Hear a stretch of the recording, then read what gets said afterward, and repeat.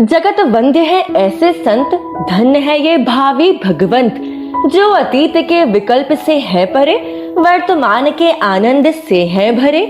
ऐसे संत शिरोमणि आचार्य भगवान श्री विद्यासागर जी महामुनि राज के पावन चरणों में शत शत नमन। तो प्रस्तुत प्रसंग हमने ज्ञान धारा पुस्तिका से लिया है, जो कि पूज्य आर्यका श्री 105 पूर्णमती माता जी द्वारा रचित है। तो बात उस समय की है जब आचार्य भगवान का प्रवास रामटेक महाराष्ट्र में चल रहा था। और एक दिन की बात है जब आचार्य गुरुवर आहार के लिए विधि लेकर मंदिर जी से निकले तो काफी सारी भीड़ जैसे कि हमेशा होती है, कई सारे लोग, चारों ओर से यह आवाज गूंज रही थी कि हे गुरुवर नमोस्तु नमोस्तु नमोस्तु। परंतु गुरुदेव तो अपनी विधि ले नीचे सिर और नीचे धरती को देख चलते ही जा रहे थे।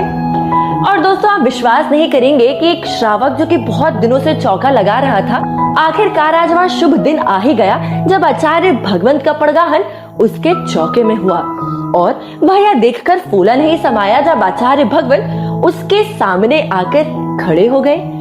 तो दोस्तों, यह देखकर उसने बहुत भाव विभोर होकर आचार्य महाराज का पड़गाहन किया और वह उन्हें अपने चौके की तरफ ले गया।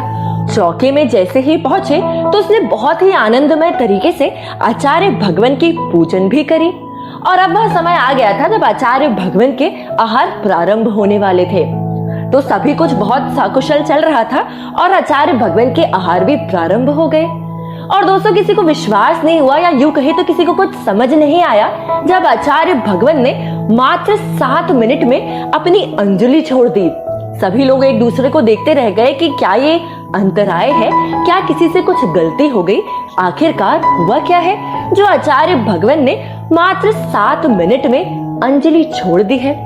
परंतु किसी को कुछ समझ नहीं आया और आचार्य भगवान ने भी कुछ भी इशारा नहीं किया।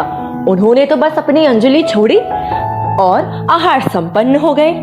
अब यह जो श्रावक था जिसके घर आचार्य भगवान का पड़गाहन हुआ था, वे सभी लोग बहुत ही उदास हो गए। और होते भी क्यों ना, जिस क्षण के लिए, जिस पल के लिए हम जिंदगी भर इंतजार करते हैं कि किस दिन हमारे चौके में आचार्य भगवान का पड़गाहन होगा, और उसके बाद जब आचार्य भगवान मात्र 7 मिनट में आहार पूर्ण कर चले जाते हैं, तो निश्चित ही उस परिवार पर कितनी पीड़ा होती होगी, उस परिवार को कितना दुख होता होगा, यह हम शब्दों में नहीं कह सकते।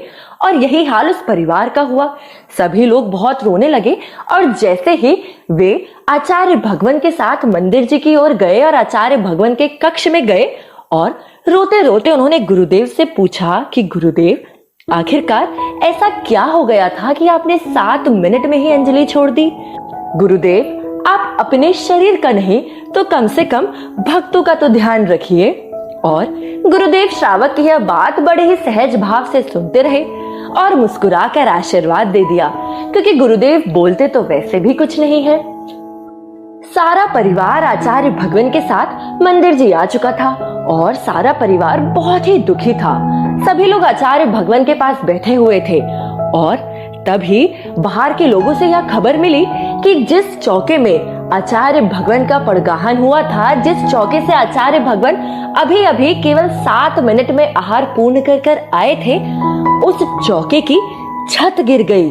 और यह देखकर सारी जनता बहुत अचरज में रह गई। किसी को कुछ समझ नहीं आया कि आखिरकार यह करिश्मा कैसा है।